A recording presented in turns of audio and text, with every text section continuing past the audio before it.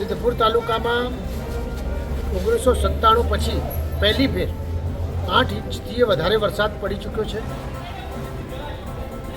એના કારણે 8 ઇંચ વરસાદ પડે એટલે સ્વાભાવિક દ્રષ્ટિએ આપણે સમજી શકીએ છીએ કે સિઝનનો એક જ દિવસમાં આટલો મોટો વરસાદ પડવો એના કારણે સિદ્ધપુરમાં મહેતાથી માંડીને ચોથી જે વડગામમાં પણ વધારે વરસાદ પડવાના કારણે સિદ્ધપુર તાલુકામાં અનેક ક્ષેત્રે પાણી આવ્યું।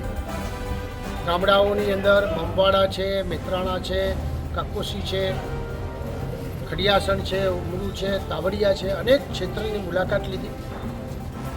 વાસ્તવિક પરિસ્થિતિ જોયા પછી જે 97માં અમે જે આ પાણી જોયું હતું ને એ વખતની જે વ્યવસ્થા હતી એની અંદર શું સુધારો કરી શકાય, શું ડેવલપમેન્ટ કરી શકાય એ પણ એક મનોમંથન કર્યું છે।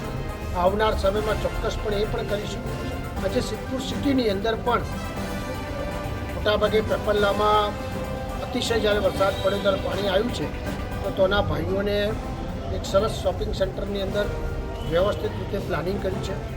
250થી 300 માણસો અત્યારે તો આગળ છે અને જમવાની અને બધી જ પ્રકારની વ્યવસ્થા થઈ છે।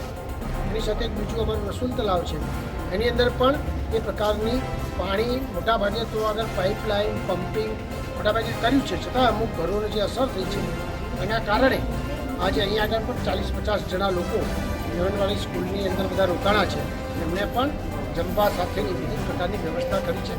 સરકાર આ બાબતે સખત ચિંતા કરીને આટલો મોટો વરસાદ એક સમયે પડ્યો હોય ત્યારે સ્વાભાવિક દ્રષ્ટિએ જે કોઈ નાની મોટી અસર થાય એને કેવી રીતે ઉપયોગ થાય એના માટે તમામ અધિકારીઓ અધિકારી અને પદાધિકારી હજી કામે લાગ્યા છે।